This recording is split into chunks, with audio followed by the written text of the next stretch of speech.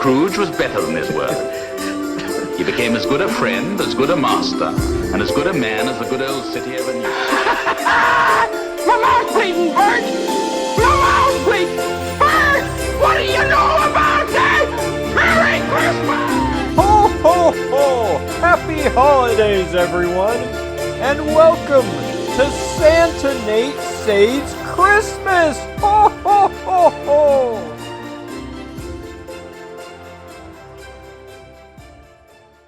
Alright, words about books, Ben. Good.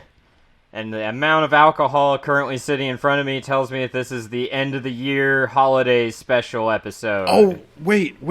I have alcohol. Hang on. Oh my god. I didn't even know Ben could drink alcohol. I thought he would melt. Well, this is exciting. I did not know that Ben was going to do this, or that he even could do this. So, it's Christmas Miracle, or whatever. Holiday Miracle. You're welcome to substitute whatever holiday you want. I don't give a shit. You do you. Whatever makes you happy. Because it's the dark, crappy winter months, and we need something. I have... somebody brought these... Hang on. Somebody brought these for D&D. This is my idea of drinking. I have a 5% alcohol by volume hard seltzer. Okay. I mean, that's more than I expected. That's more than I expected, so yeah, it counts. It counts. Okay, let's do this, buddy. Merry Christmas. All right. Hell yeah. I made another martini like I did last year, but I also have a Smirnoff Peppermint Twist that someone else gave me because I assume they hate me. It tastes like Listerine. That sounds disgusting. It's awful. Captain Morgan Spiced Rum and Fireball Cinnamon Whiskey. Mine is Strawberry Lime Truly, made with real fruit juice. How about that? It tastes like strawberry and lime. 100 calories, 0 added sugars. Editor Nate here to say that we are not sponsored by anyone, but like, if you want to sponsor us to talk about your alcohol, I mean, I'm not opposed. Oh yeah, did I say I'm Nate and you're Ben? Everyone should know. It's the end of the year. You're not just clicking on the end of the year episode randomly, I hope. So, we'll here label we it are, properly. Ben. So what do we do at the end of the year, Nate? This is your ceremony. You plan this whole thing. You add the festive music and award ceremony stuff in post. Yeah. You're not supposed to tell people of that. Now you want to maintain the illusion that we do it live? Yeah, we do this live, Ben. Yeah. Just like the Oscars. Yeah. Words About Books is a one-take show. It's just one and done. We are authentically filmed ourselves. In front of a live studio audience. Hear them applaud. Yep. Thank you, everyone. Thank you. I appreciate it. I guess we've decided to call them the WABies because that sounds stupid, but the it's WABies. Just as the WABies. That's right. My bad. The WABies. How dare I tarnish this brilliant institution that is just as important as the Oscars. Don't say it like you're British. Say it like you're middle America, the real America. WABies. It's Words About Books. Ease. And then you usually throw in your stats and like resolutions for next year, and I throw in a personal story nobody asked for, and then we take it home. Okay. Yeah. Let's do this. So you want to just get right into the WABies, because I'm going to get progressively more and more inebriated, so this is the part that requires at least some focus. Okay, let's get into the WABies. All right, so every year we recognize our favorite book and 2 runners-up. That was all in one take. You can't prove it wasn't. The runners-up are both equally second place, is what we decided. And we can only pick from books that at least one of us read that year and that both of us have read, like, total. So, not to go down the whole list, but I picked The Murder of Roger Ackroyd in 2020, The Rack in 2021, Ghost Hunters Adventure Club in 2022. Ben picked Dune, Dune Messiah, and Leviathan Wakes. So, that's where we're at. And last year we also add some extra categories like worst in show, pleasant surprise. We'll get to that. Anything you want to add, or you want to just jump right in? No, I think we should jump right in. All right, let's just jump right in. Let's start with worst in show, Ben. The worst book in show that we read this year. Really, there's only one in my mind it could even be, but I'm interested in hearing your thoughts, Ben. I think we're probably thinking of the same book for this one. I Just think simply, so, and I think anyone who listened to every episode of Words About Books this year could probably guess if they remember that this was this year, because it was kind of early on. If I think we're thinking it was. of the same thing. I believe the first or maybe the second book we read all year. I believe, and give me a drum roll. It is How to Kill Your Family by Bella Mackey. Yep. I think the only 1 star of the season for me. Wow. I know it was the only 1 star for both of us this year. Yeah. That's a very rare thing. The only person who has managed to get that, who got it twice actually, was our good friend Ernest Klein for Ready Player One and Ready Player Two. A book has to be borderline offensive for me to give it a 1. And and it was. this was that. Yeah. Bella Mackey, the entitled ramblings of a very wealthy woman about the evils of wealthy people as her main character tries to get more money. Yep. What a misguided attempt. An episode where your audio was messed up and we just went, it fits the tone of the book. My review, I asked a few people who had read it what they thought of my review, because it was like, when I give it 1 star, I'm like, oh, that's a little nothing redeeming about this book. Wow. And so like in my review, I actually included a pretty sizable quote from the book where she's describing the Instagram model. And I was like, it's kind of just 300 pages of that. And a lot of people said that was the most damning part of my review. Like, I said a lot of stuff that was mean, but then if you just read what she writes, it's kind of like, no, yeah, I see it. Yeah. It's bad. It's really, really bad. Yeah, and I was expecting that was going to be a fun book. It was a book about a woman supposedly getting revenge on the rich asshole dad that abandoned her and her mom to death, and getting revenge on her whole family, and boy, did that not happen. And also the main character was the worst person ever. It evokes that, like, I don't even know what you'd call the emotion people feel marathon reading Am I the Asshole stuff. But it's that. It's a whole big Am I the Asshole post by an asshole. Am I the asshole? I cooked my, not mother, but my dad's wife alive in a sauna because I wanted her money. But, like, but first I tricked an underage kid to help me with it, and then I threatened to expose his dick pics or something. This is awful. This is an awful book, and it deserves worst in show, bar none. Yeah, it would have been crazy if I'd picked something else. Yeah. Let's move on. I think right. Go back and listen to the episode. Real quick, I really did like that episode when out of nowhere you're like, "It was I, your brother, all along." We strive to mimic a little bit of the feel of the book with each episode. It is I, your secret half-brother. I am writing you to tell you that while you were in jail, I got into a fight with our father on a boat, and I killed him. Also, I was present at all your murders. Do you remember that guy who asked for a lighter, who you criticized for being a guy who asked for a lighter? Like some kind of asshole? That was me. Do you remember the guy in the sex dungeon who wore a mask that you criticized for wearing a mask and having hands? That's me. Alright, biggest letdown, Ben. So that is a book we expected to be really good, and it was the opposite. I went well, with... I think there's only one clear choice here, too, right? I went with Caliban's War. Really?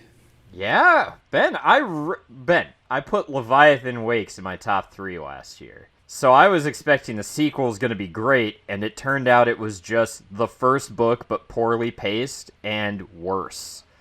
Oh, my friend, I went with A Dirty Job by Christopher Moore. That was my runner-up. Yeah, I knew you would probably put that one down. I was shocked. I have never before, that reread demonstrated something to me about myself. It was so bad. I was like, wow. It's like looking at rings on a tree in my brain. Like, wow, I have grown from finding this to be like, dude, you don't know. I told you I lent that book to everybody. I would have told you in 2010 that was my favorite book. And for me to reread it and be like, this is borderline racist trash. It's like, what was I? This book was so bad, it threw into question everything I did before the age of 30. Yeah, no, it was not great at all. I was expecting that to be I was expecting, like, you're right. I read that book twice in my 20s, and I recommended it to several people. And then I go back and I'm like, oh my god. Yeah, I mean, Caliban's War, I think I picked Leviathan's Wake as my top book. You did. And I definitely had high hopes for Caliban's War, but I think I was kind of prepared based on how the main character, whose name I can't recall, was James Holden. Was written. I was kind of prepared for that one to not be very good. Or to not be my cup of tea, I should say, because I don't think it's bad. I thought it was bad. I thought it was out and out bad. It was a rewrite of the first book, but worse. So much so that we have decided that we're probably just not going to read the third book and we call it quits and we moved on from the entire series. I don't think series are super popular. I guess that comes up in my analytics for the end of the year and lessons learned because I'm a weirdo. But series aren't super popular in the first place. So unless we're passionate about it, I don't think we can carry it. I don't think we'll sell it. I'll put it that way. I just don't think we'll be able to sell an episode. We'll just be bored the whole time. All right. Well, I'll take your word. I'm okay with not reading another 600-page book that I might just hate. So. Yeah, you really started paying attention to page count lately. I thought A Dirty Job was an equally fine choice for biggest letdown. I think the reason I wasn't so let down about it was because you were telling me how you kind of thought it was going to not be so great now, so I was kind of prepped for it. Yeah. Okay. And there it goes. Well, so, next one, Ben. Yeah, next one. Finally getting into the, best of stuff. So the best discussion. That's mainly just, the episode itself. Which one do we like? Oh, that's tough. You know what mine's going to be? Tell me what yours is. Maybe you'll influence me. City of Bones. City of Bones? I could get behind that. It's a little not fair because we had that. guests on there, but yeah. I think that without Unsighted as guests on that episode, on both those episodes, it was a two-parter, it wouldn't have been nearly as fun or well-informed. Both for us and for the audience. We made the right call. I've been looking for an opportunity to get them on. I've been looking for an opportunity to get Glenn and Gertie from Nuzzle House on. If we ever do any weird erotica, maybe. They're into some interesting stuff. But yeah, City of Bones, having Unsighted on, I think that was a good call. A lot of people liked that episode. It did really well. We got a lot of comments and people. I even know a few people who started listening to Unsighted after that. Oh my god. Yeah, my mom being one of them. Oh my god. Yeah, she stabbed us in the back. Started Wow. listening to another podcast. Wow. Well, I hope you have their login information so we can start stealing all So I their can start ideas stealing again. their stuff again. Yeah. But yeah, City of Bones by Cassandra Clare. Who'd have thought? Yeah. That really Who was would've saved thought? by the guests. That is not. But you know what? It counts. It counts. It does. All right, I'm going to drink some of this awful peppermint twist and regret Okay, it immediately, and then we'll drink my get to the next seltzer. one. That's good seltzer. Oh, that's mouthwash. Oh. It tastes like normal seltzer, but there's just a slight aftertaste of alcohol. Yeah, that one tastes like Listerine, and it just For the is record, alcohol. I am able to drink. I just don't like it. Yeah, that's fair. I don't care, man. You do you. That's why I like these seltzers, because they do nothing. Yeah. No alcohol in them. Let's get into the pleasant surprise. So the opposite of the biggest letdown. Something we didn't expect to be really good, and it surprised us. It's really good. What do you think, Ben? I'm torn between two books. All right. What are you thinking? I'm torn between One of Us is Lying Oh, wow. and Garth Marenghi. Okay. I think those are both solid I picks. think I'm going to go, at the end of the day, I think I'm going to go with Garth Marenghi's Terror Tome by Garth Marenghi, because that did inspire me to go watch a whole 6-episode TV show. And I got really into it, and I'll probably read the next book. I did not think I was going to like it. I thought it was going to be a little too, I don't know, try hard with the typewriter stuff, and it was, but it was charming. And I wound up finding a thing I really liked. So, what a You know pleasant what I surprise from picked? Garth Marenghi. I What did you picked, pick? and you might not even remember we read this like this year because it feels like forever ago. I went Faded by Sarah Fine. Wow. Yeah, I have to give that one props. I think it was the best one of the series, even though you don't even have to read the rest of the series basically because none of the previous books matter. But I was pleasantly surprised. I thought it was pretty good overall, I was especially with my thinking low of, expectations.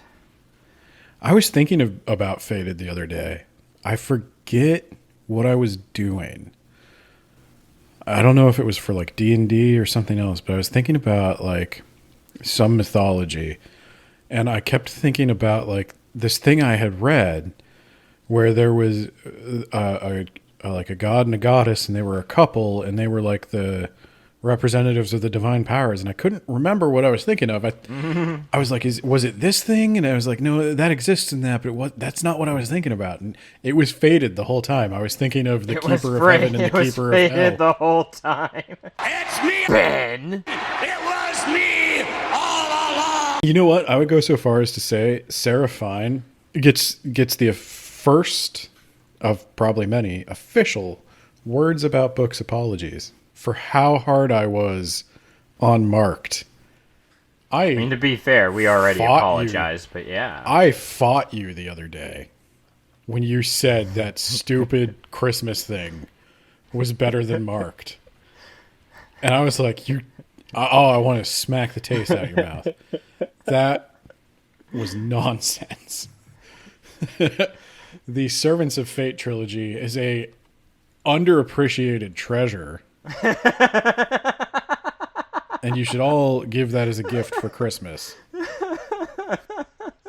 Oh, God. What did you go with? You went with Garth Marenghi. That's right. All right, Ben. Yeah, Favorite book the schnapps is to getting make, to you.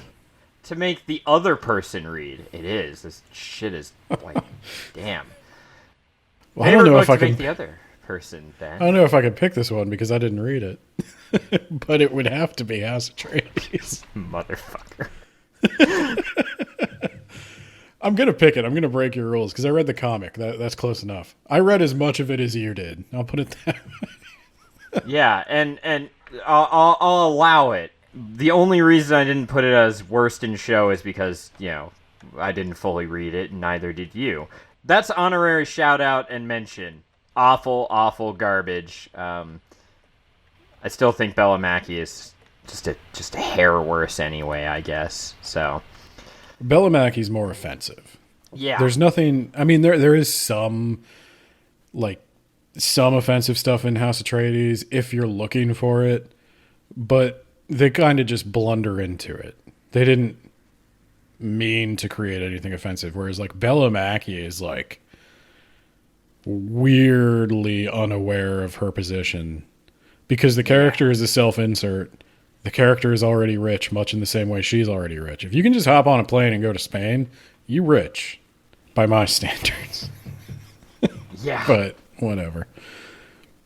Especially in a post-Brexit world, am I right, Ben? I assume. I don't really understand what it means for their economy, but it did seem like a really dumb decision that everybody immediately regretted when they realized they were actually going to get away with it and it wasn't just political posturing. Yeah, Bella. Which one's the bad one in England? Tories? They both seem kind of bad because that one asshole who really liked George W. Bush, Tony Blair, he was a liberal, Ben. I was shocked to see that. So, like, that's Labor? Yeah, I think he was Labor. And a college is what? A school? A school and in a they university? call I don't know. flashlights torches. Okay. Yeah. It's all coming back to me now. Oh, yeah, by the way, my favorite book to make the other person read was A Dirty Job. Really? I really enjoyed just all the reactions I got, Ben.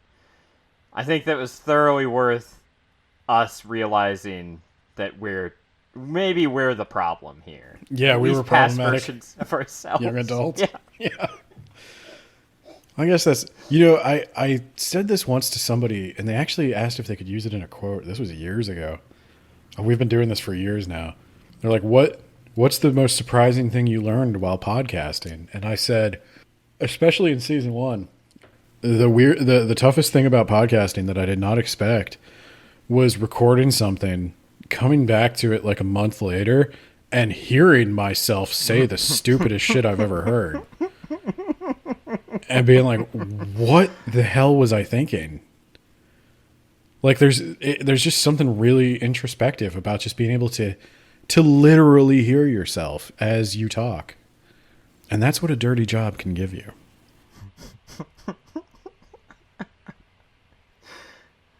Oh, man. All right.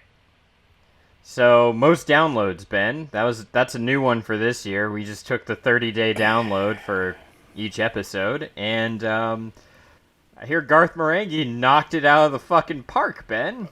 Okay, so I'm going to add, like, what does this actually mean?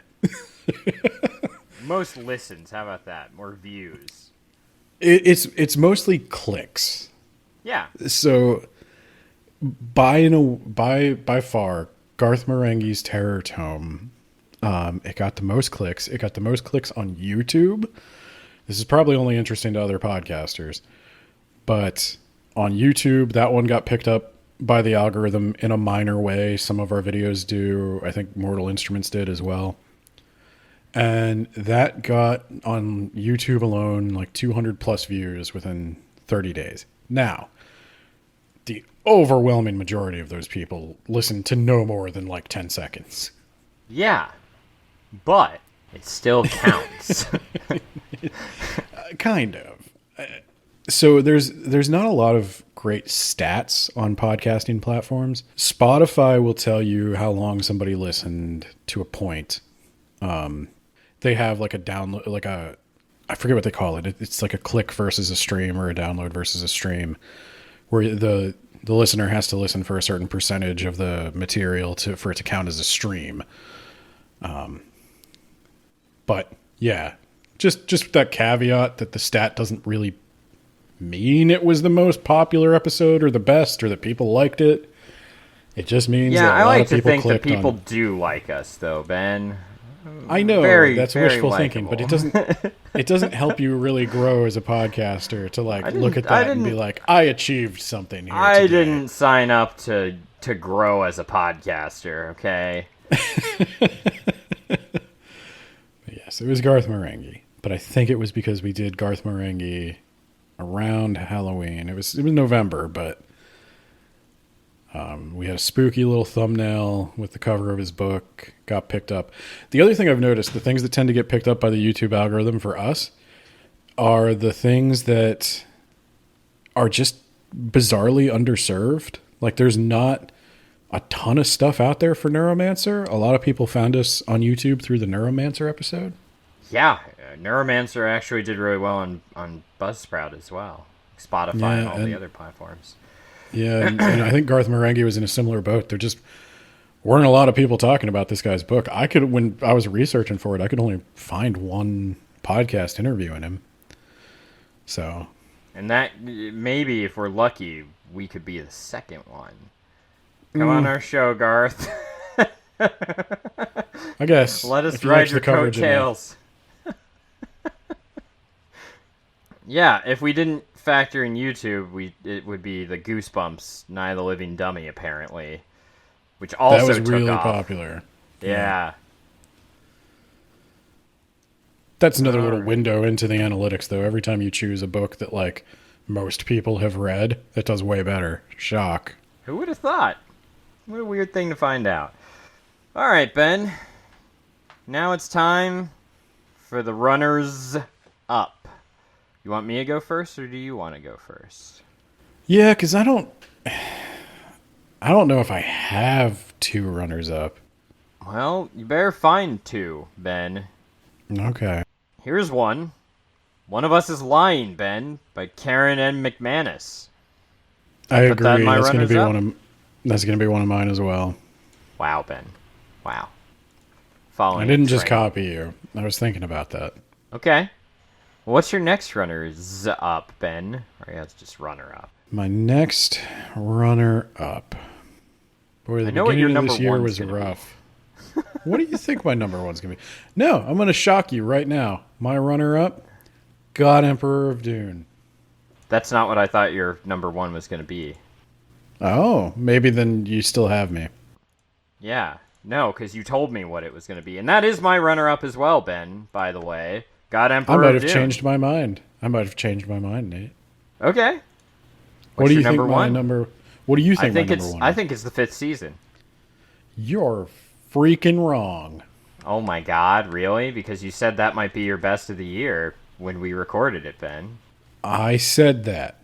But now that I'm sitting here, as the days grow short, and I'm kind of wishing I could like be outside doing stuff again, I'm going to go with the Court of Thorns and Roses. Wow, so you just stole my top 3 then, is what you're saying. Because that's mine top as well, Ben. That's the beauty of the rubric, Nate. It brings people together. I'm shocked that the 5th season is not in your runners up, though. You think that One of Us is Lying for you was better than the 5th season? That's a tough one. So the 5th season, I think for this, it's going heavily based on mood for me right now. I'm just not in the mood for the 5th season right now. The 5th season is an extremely well-written book, and it probably deserves it. You know what? You're right. I will kick God Emperor of Dune out. Oh my God, you kicked God Emperor out. I'm shocked, I'll bring the 5th season in. I like God Emperor of Dune. It has I liked it a lot more than I thought. Yeah, it has a special place in my heart, but it's not like a good book. Whereas the 5th season is a good book. It's just so heavy, and like I don't want to think about it right now. There's a lot going on in the world. I'm getting the seasonal affective disorder. Like the 5th season is just like, oh, for right now, I don't want to think about it. Yeah, I told you. That's why that's why I couldn't put it in my top 3.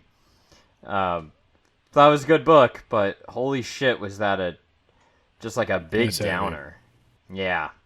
Yeah, you can't even turn on TikTok these days without seeing war crimes. So. Wow. All right, so there you have it. Court of Thorns and Roses wins both awards. It looks like that's the first book to get number 1 for both of us. Because I wasn't trolling you with Frank Herbert. Yeah. Yeah, I knew you wouldn't, though. You gave him Dune and then Dune Messiah, you motherfucker. Those are his best. Dune is probably not going to Hard disagree. Children of Dune for life. Ride or die, motherfucker. ride or die, Loss of Tigers. Leto the second. Justice for Leto the second, the first. Hashtag, Ben. You have to put the hashtag. I gotta put the hashtag. Nobody's on X anymore. It's called Twitter. Thank you very much. You see, Elon Musk was doing a live stream with Alex Jones and Andrew Tate. Wow. And I was like, wow, Jesus. Meanwhile, in the Legion of Doom, what the fuck is this? Oh, he did say something about he's willing to go to jail if the government censors X or something. I'm willing to send him to jail. Yeah, Let's exactly. do this. I'm good with that. Let's do it. Yeah. Mutually beneficial arrangement. All right, Ben. So, yes, Sarah J. Maas, you ruined it for me, Ben. Sarah J. Maas, expect a trophy. Well, not a trophy. A picture of us holding a trophy in the mail. And since you won twice, you'll get 2 pictures. So, one for the office, one for home. Congratulations. Have you ever actually sent No, a I need picture to get one a of these trophy authors? first. Maybe this year, It's been 4 years, Nate. Maybe this year, Ben. We're actually getting Patreon money. And they can know that we spent their money on stupid shit. Oh, God. Your hard-earned Patreon bucks at work going towards a trophy that we will keep in our house and take pictures of and send to authors. We don't live together. Our house? Yeah, well, for this one, Ben, we're going to live together for a few days. Well, we'll keep it in the Words About Books mansion. There you go. All right, Ben, what stats do you have to lay on us? Stats? Oh, I crack open this rum. I don't care if you don't have stats. We just move on to the next section. But usually you like to talk about like all kinds of podcast-related shit and where we feel like we did well this year and we learned stuff and where we're going to go next year. I guess that's more than stats. So, all of that, Ben. Just all of that. Okay. So, overall, super happy with how the podcast did this year. If you're a patron, you're basically a stockholder, so thank you very much. This is the shareholders meeting, the Words About Books presentation. So,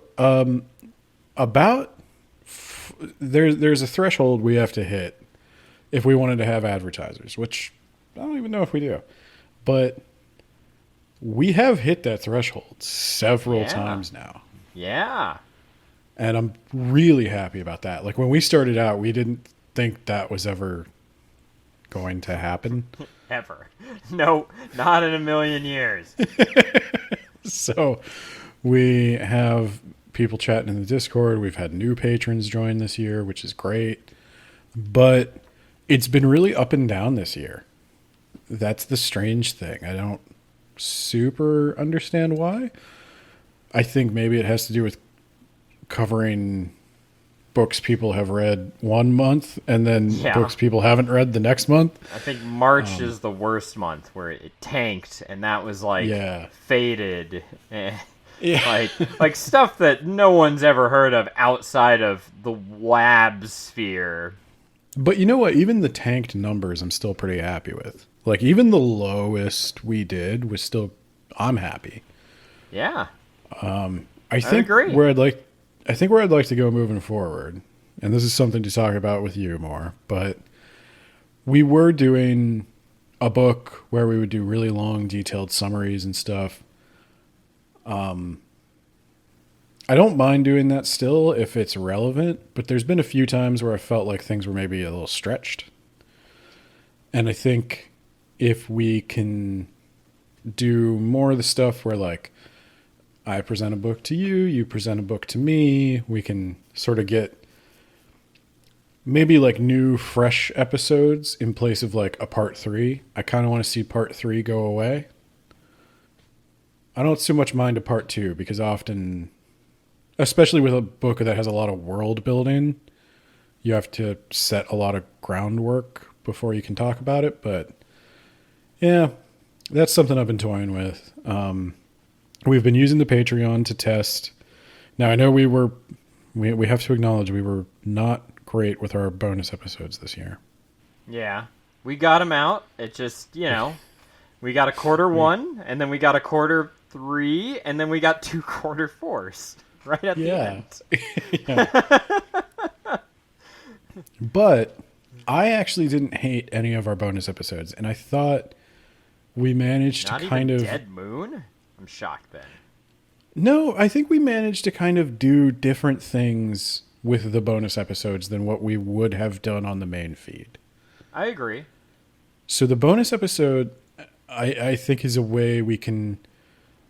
So, like, the patrons are probably our most devoted listeners, for lack of a better word. And I love it when they give feedback, positive or negative. We've been asking them to vote on certain things where we're thinking about like changing tracks or covering different books, and they've been really helping with that. I think those bonus episodes are a good way to experiment with new ideas that can help us keep the feed fresh and different. And yeah, I think that's the main direction I want to go, is just more books, weirder stuff.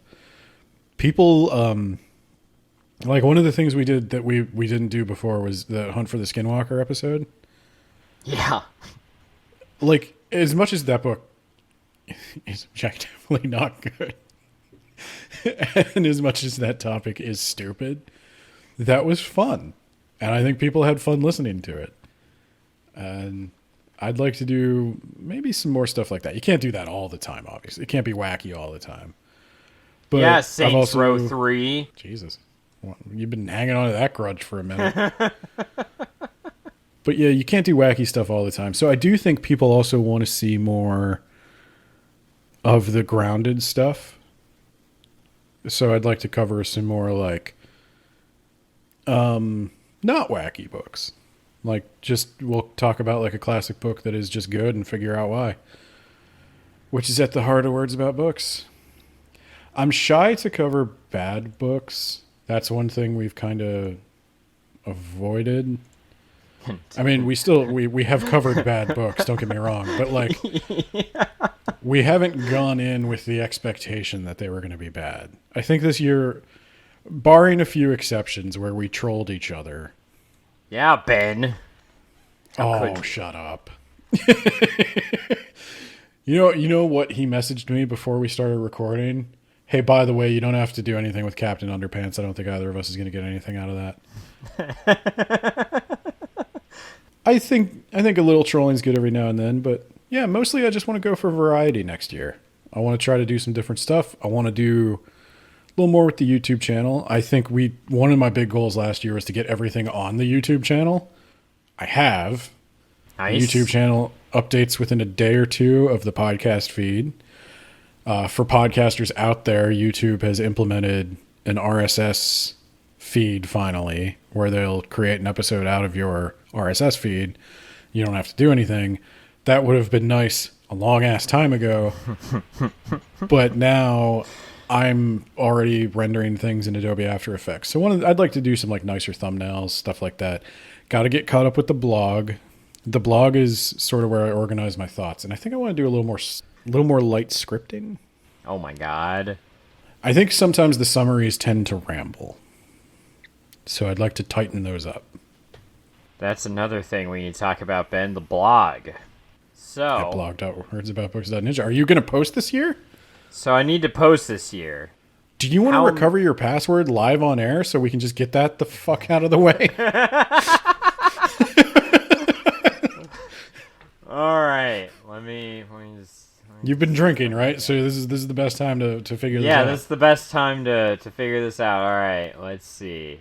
I'm going to send you the link. Okay, good, because I'm like, I don't think it's the blog.wordsaboutbooks.ninja. So I'm gonna ask you, why don't you go ahead and bookmark that link, by the way, because that's the next thing you'll lose. Before I decided I wanted to be a programmer, because when I majored in computer science, I didn't know if I loved programming, So I decided to take an internship where I did IT, like help desk work. And that really cemented that, yeah, programming's not so bad. I loathe helping people. I do, and I'm in. All right. So there you have it. For the first time in 2 years, Nate has logged into the blog. We have achieved a New Year's, Christmas, I don't know when this goes out, miracle. All right, Ben. So I'm going to try to write a blog 2 a month. So that's to cover whatever book we're reading and the Patreon book. All right. So what happens if I don't meet that goal, Ben? Oh. Yeah, Would we were you going to like talk me about to take that. him up? Let's do it, Ben. Okay. Oh boy. I wonder, like, should it be like a physical challenge? Oh my God. Yeah, no, you thought I was going to pick like a weird book, but I'm like, can I make you run a mile? Oh my God.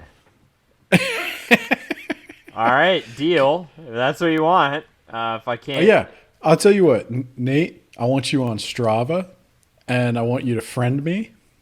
And I am a large gentleman, Nate. I am fat. I ran 2 miles this afternoon. You can do it. If you do not get 2 books in a month, for every month you do not get 2 books, you must run 1 mile. Oh my God. Yeah. Isn't writing looking a little easier? It's looking a lot easier now, actually. Yeah, no. If I told you had to read Brian Herbert or something, you'd slack. You'd be like, fine, I'll read Brian Herbert. I'll whine. People love that. No, I want you to run a mile. And we're going to post your Strava stats if you have to run a mile. And in exchange, you can do something to me if you get it all done. All right. I'll have to think about what that might be. If you get it all done, I have to run a 5K. Oh my God. I did a 5K once. It took me like 32 minutes. That's not too bad, I assume. It's not too good. I'll put it this way. The people I ran that 5K with, like, were waiting for me at the finish line. They were all drinking a water bottle. They had like a plate ready for me. They were in their street clothes. I was the last in my group by minutes. It's better than being the last in your group by hours, though. Am I right? I'm right. You can walk a 5K in a couple hours. Yeah.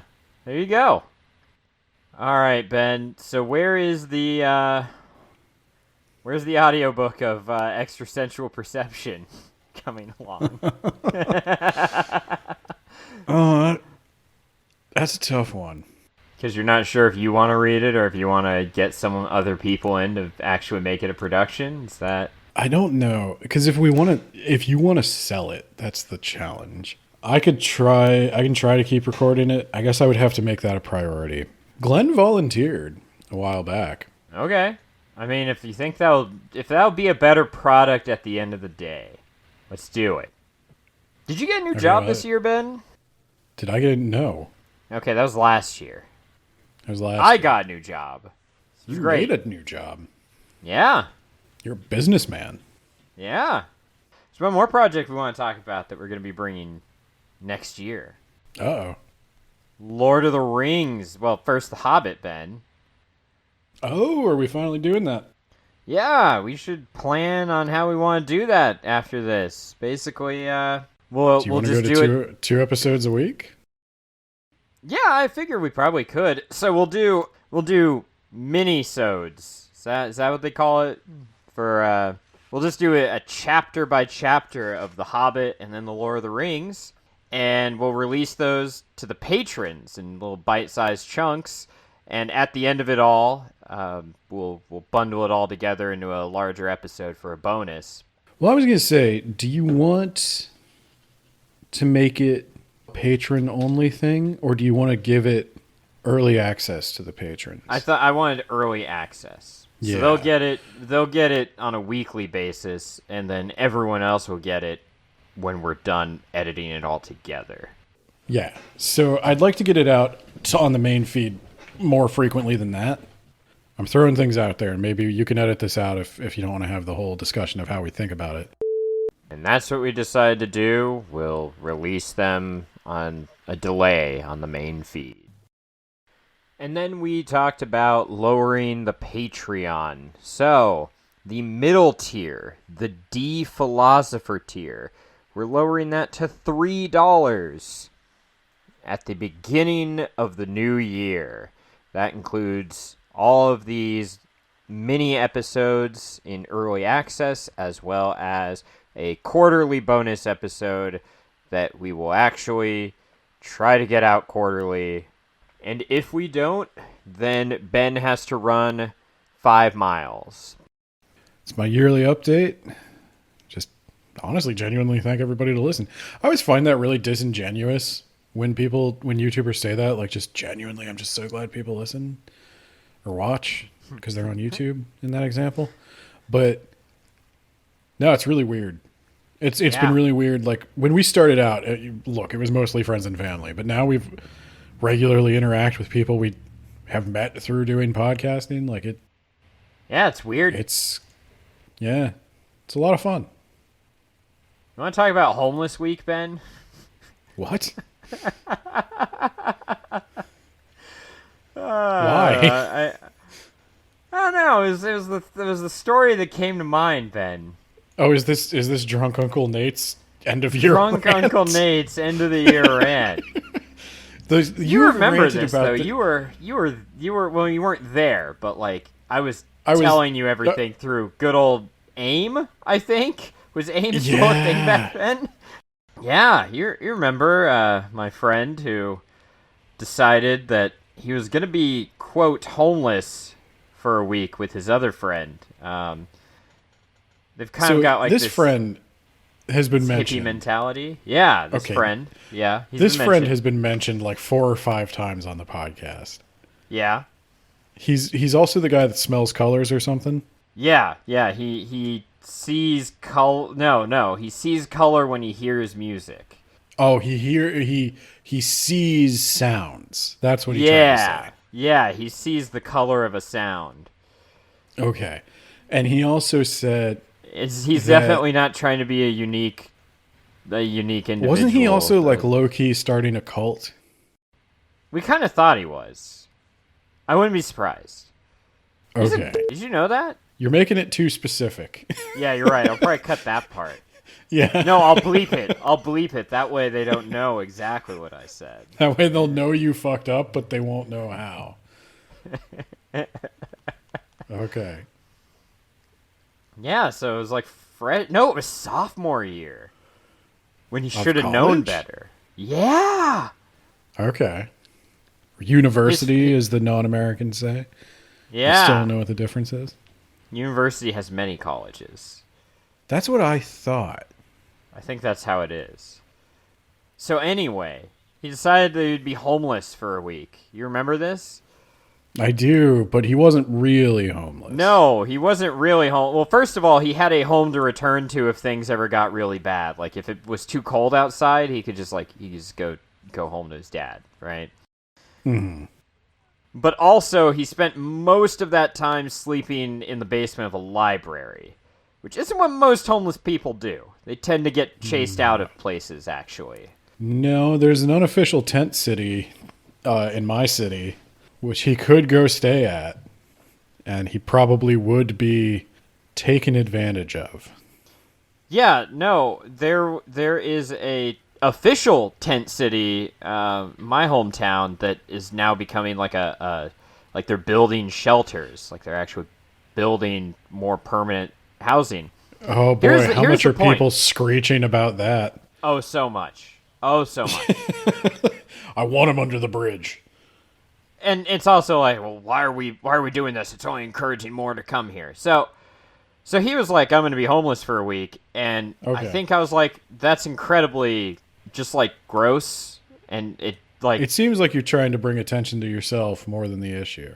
Yeah, yeah. It seems like you're trying to be, and he was like, I had a spiritual experience today. And it's like, okay, but you're blogging about how you're having a spiritual experience on Facebook.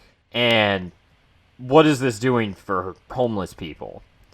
And I think I even said something along the lines of, when you're homeless, you could go missing and like no one would care. Or at the very least, the less dead. yeah. Yeah, it could be like you could disappear and it'd be like, guess he's gone. And I think he was like, wow, that's really mean of you to say that. That's the truth. Do you know what happened in my hometown earlier this year, Ben? Someone froze to death in their tent under their bed. They just assumed that she had left town, and they didn't find her corpse for like a week when someone else came, and they're like, oh yeah, you could take her tent. She's gone anyway. And they found her frozen corpse in the tent. In her tent, Ben. That's how little they looked for her. So I don't want to hear any of his bullshit. That doesn't happen this year. Uncle Nate's stories are usually a little less real. Yeah. No, that's why I thought about it. I was like, okay, that's got to be the story that I tell this year. So it can't be about an asshole giving my wife bullshit Christmas gifts that he just found on the way over to our house. Mike, you fucker.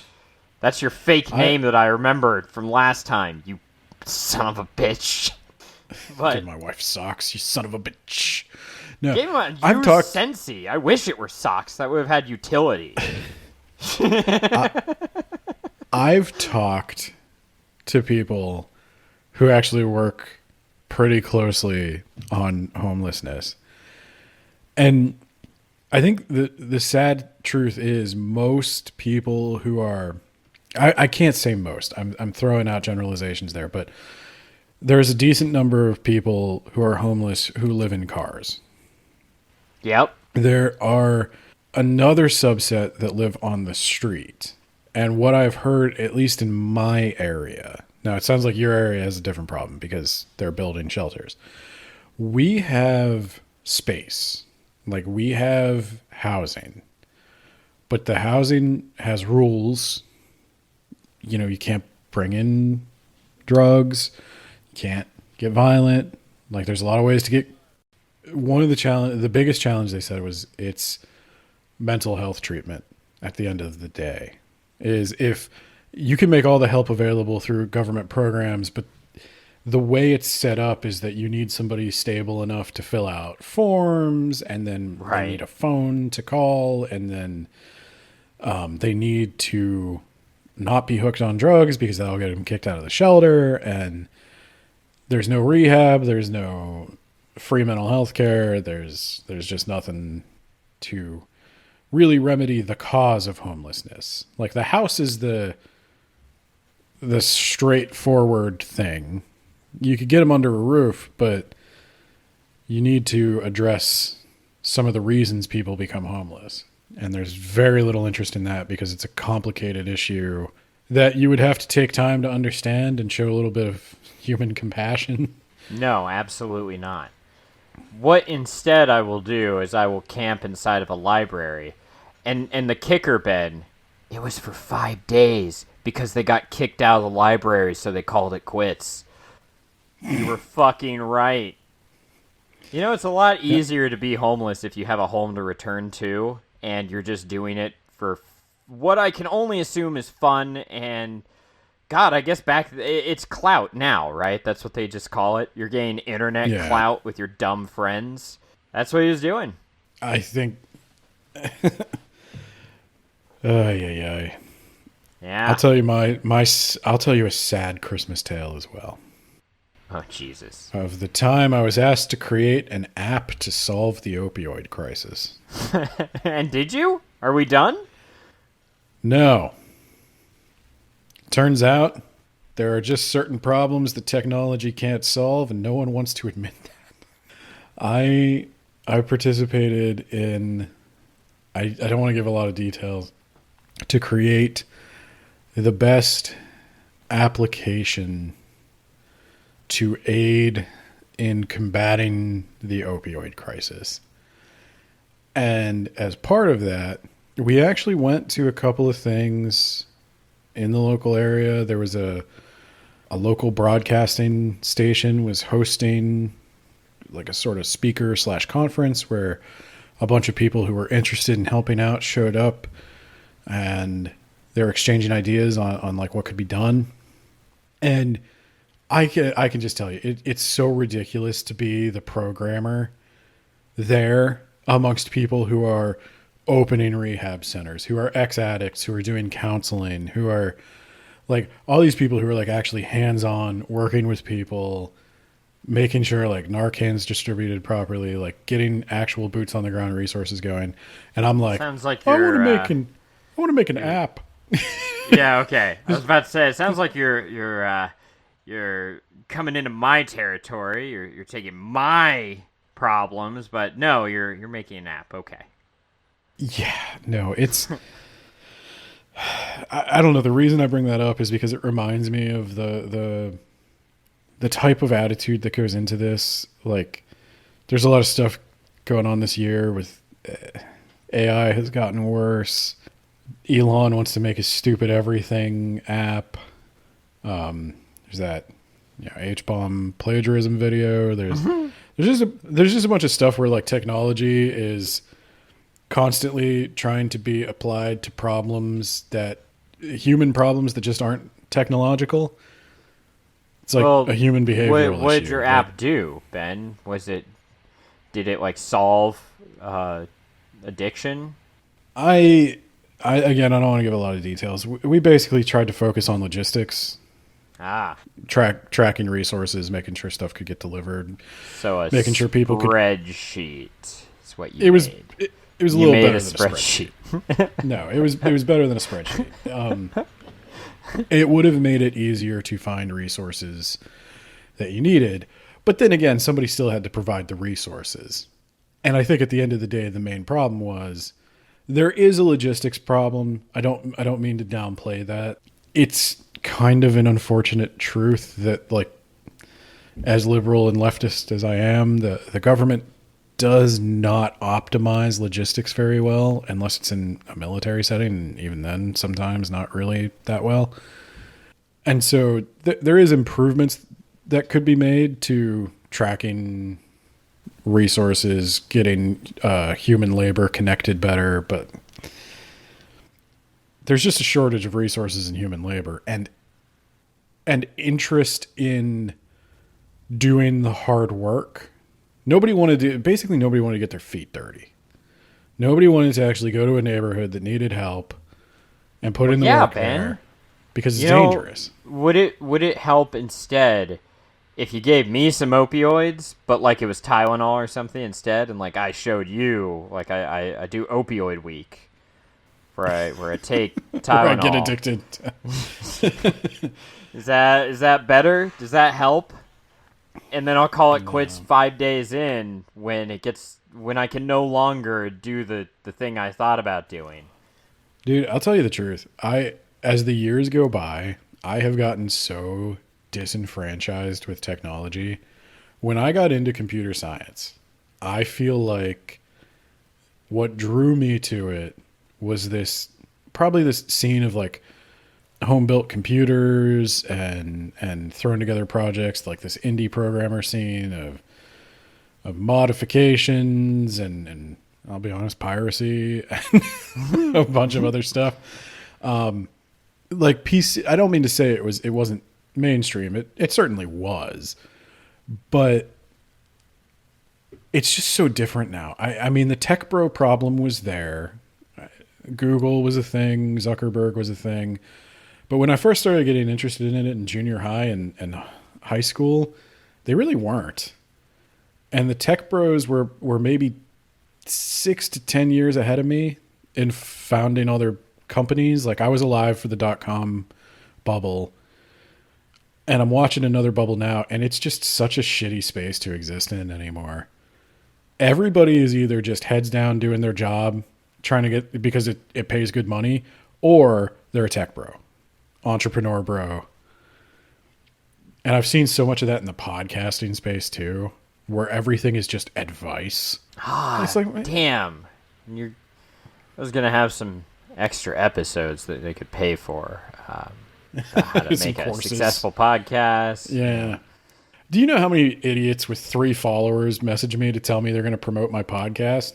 I get you 1 million views and 5,000 followers by the end of the week. And it's like, oh, well, if you could, you'd have them. But yeah, this AI shit, that's the next thing. They failed with Web3. The NFTs didn't pan out. The blockchain, everybody's pretty much convinced that's bullshit. So we're going to go with AI for a little while. Is that what Web3 is going to be now? That the other Web3 failed? All right. Yeah. Web 3.1. And like, I don't mean to be a Luddite. There's a lot of like, I like VR. I like AI. Once upon a time, I started a master's degree in artificial intelligence. And I was so disillusioned with everyone around me that, and just the amount of work and the amount of time my job was taking up, I had to drop it. But I never went back, and I never will. I am so sick of AI. And ChatGPT, the large language models, all that stuff. It's predictive text. And I think everybody has heard at this point that it's not aware of itself. It doesn't know what it's doing. It isn't writing anything in the way we traditionally conceive of writing. And I think everybody has heard that, but they haven't really processed what that means. That it's just trying to find the next word to trick you. And it doesn't care how it tricks you. And the people who are most vulnerable are the stupid. I don't know how we got onto your story from Homeless Week, but there you go. It's the same attitude. It's the same attitude of, I'm going to solve a problem without ever engaging with any of the people.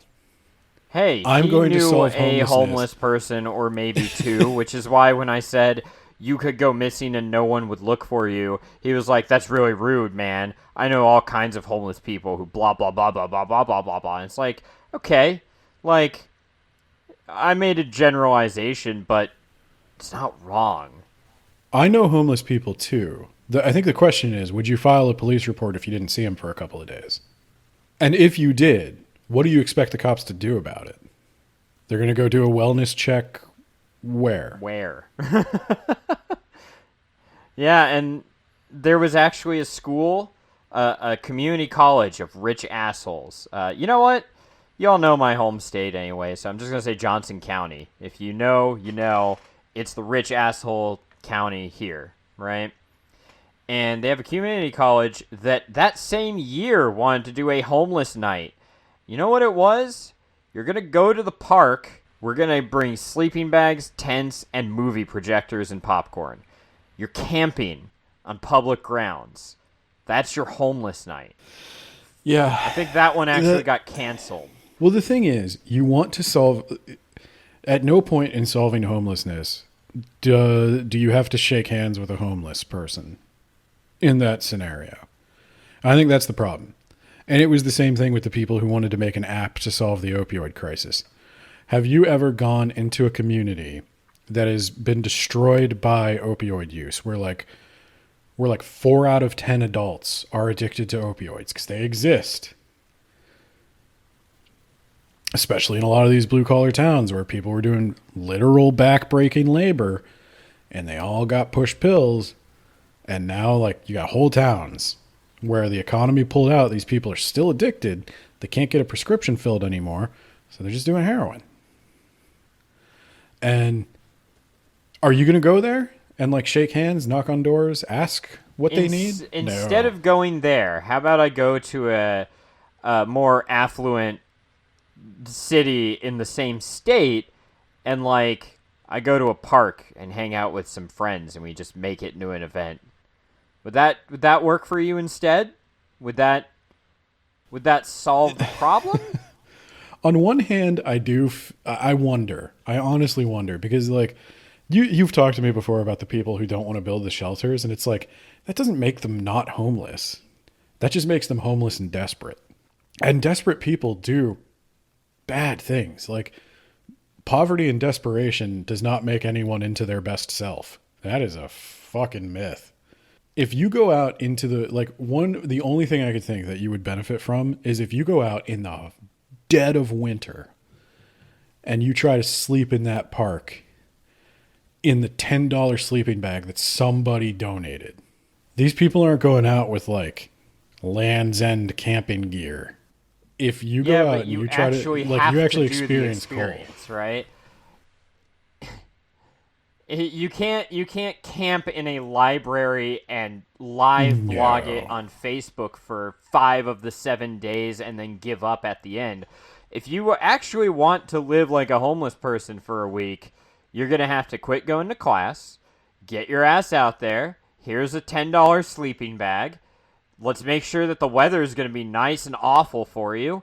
Good luck. Take a bus into a city with nothing but the clothes on your back, a city where you don't know anyone.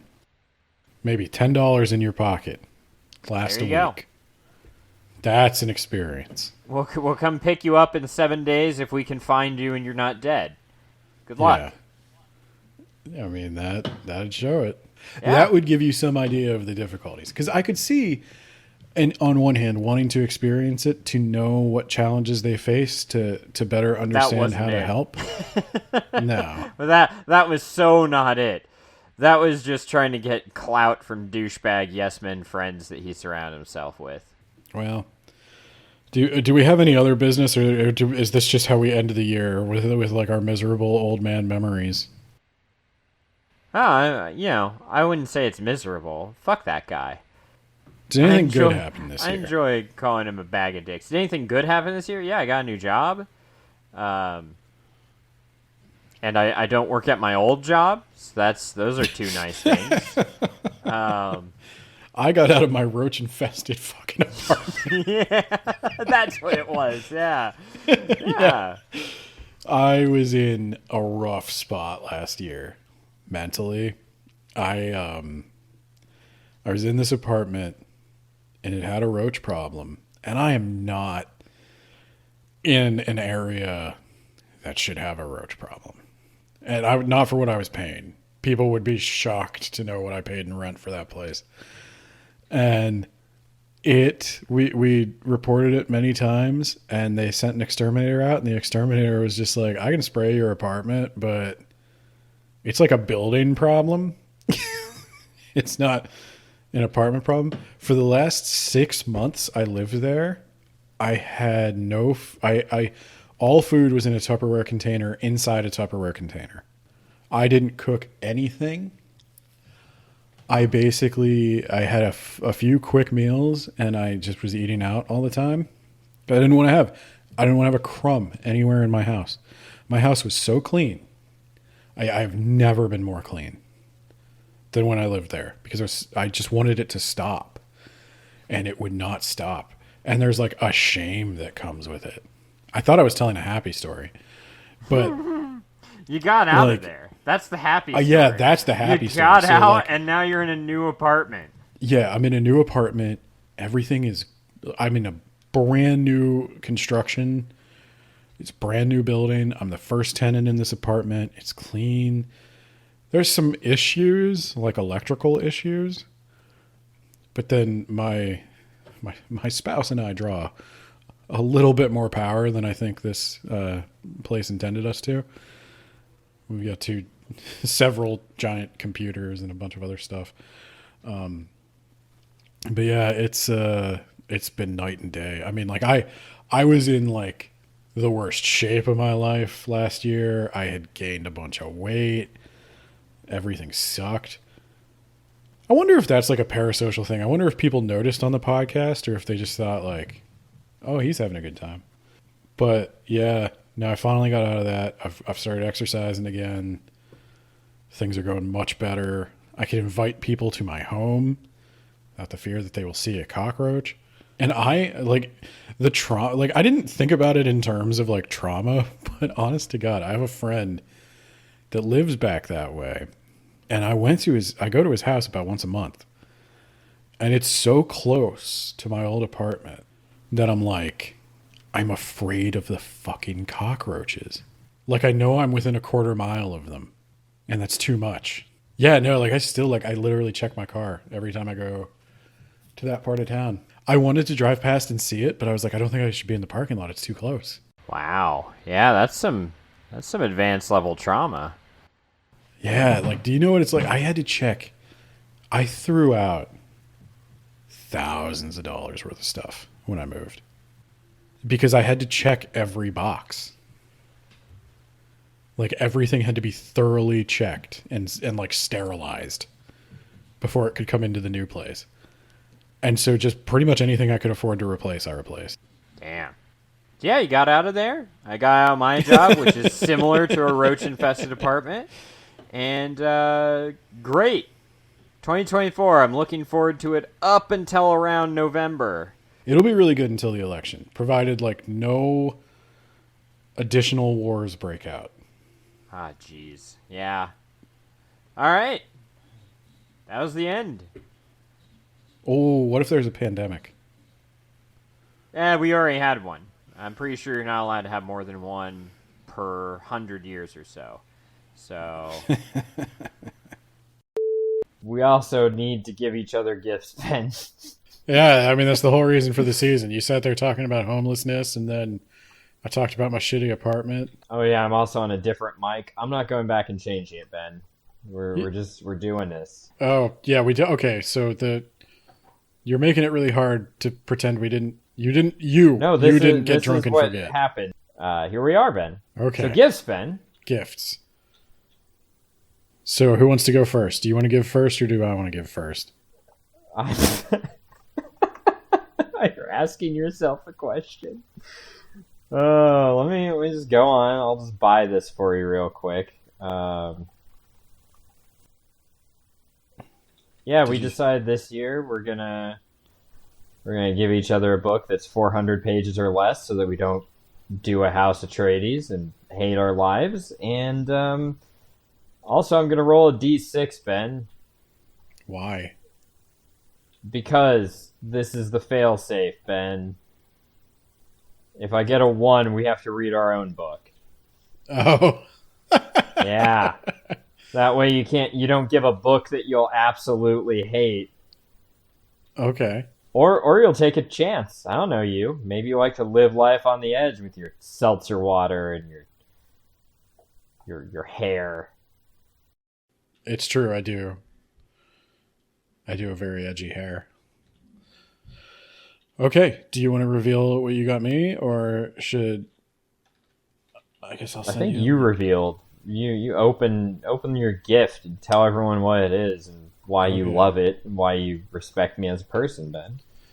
I'm opening your gift, and it is The Merchant of Death, Pendragon, Book 1. Have I mentioned wanting to read this before? No. But I put it on 2 or 3 separate patron polls, and it was in our first Judging Books by the Cover, Ben, and I realized it would never win. And I really want to know, is it any good? Okay, so Pendragon is often Arthur's family name of King Arthur fame. Yep, but it has nothing to do with that. So. Okay, that's interesting. Okay, so let me read what there is to read. So, DJ McHale's New York Times best-selling middle-grade fantasy series. Thank you. Thank you for that, Nate. Best-selling middle-grade fantasy series about Bobby Pendragon, a regular kid about to find himself and his 2 friends pulled into one epic adventure across worlds. Bobby Pendragon is a seemingly normal 14-year-old boy. He has a family, a home, and even Marley, his beloved dog. But there's something very special about Bobby, isn't there always? He is going to save the world, and not just Earth as we know it. Bobby is slowly starting to realize that life in the cosmos isn't what he thought it was. Yeah. And before he can object, he is swept off to an alternate dimension known as Denduron, a territory inhabited by strange beings, ruled by a magical tyrant and plagued by dangerous revolution. If Bobby wants to see his family again, he's going to have to accept his role as savior. Okay. I will read this 8th grade book. Is there a reason you picked an 8th grade book? Yeah, because I read it when I was in 8th grade, and I wanted to revisit it at some point to be like, was it actually any good? And Did you like it when you were in 8th grade? Yes, I read 6 of these, Ben. Okay, so it's at least not... And then I got the 7th and never read it. Okay, so you're at least not trying to trick me. Okay. No, this might actually be good, but it also might not be good. So you'll read it and find out. I got you a book, but I might need to explain it a little bit to you. Oh my god. Alright. Ah, jeez. Okay. Agatha Christie. This is weird.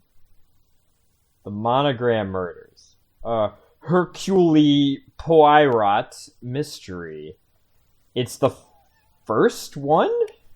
So, this... But it's co-written by someone else. Yes, so this is the first in a new series of Hercule Poirot murders written by mystery writer Sophie Hannah, who has been approved by the Agatha Christie estate to continue on the Hercule Poirot series.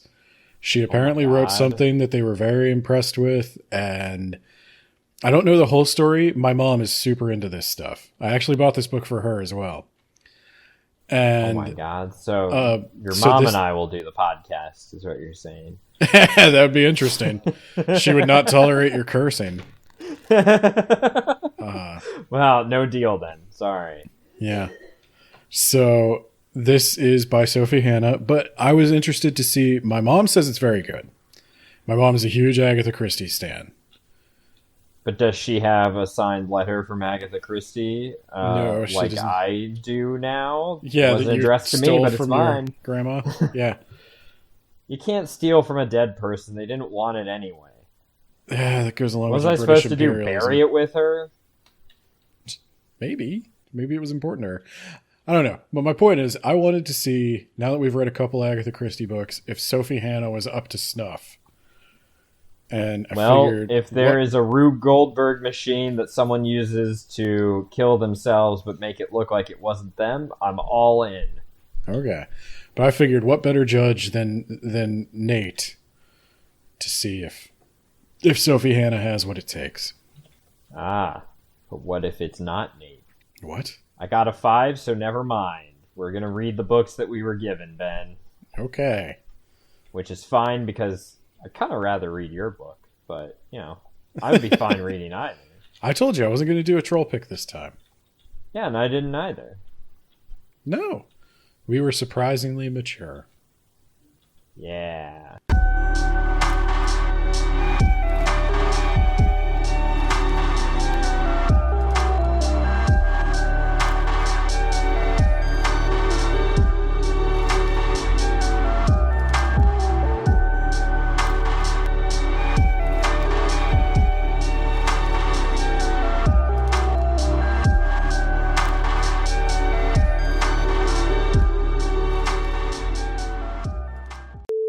If I had a nickel for every time Nate mentioned a British Egyptologist stealing a mummy, I would literally have whole dollars, multiple dollars at this point.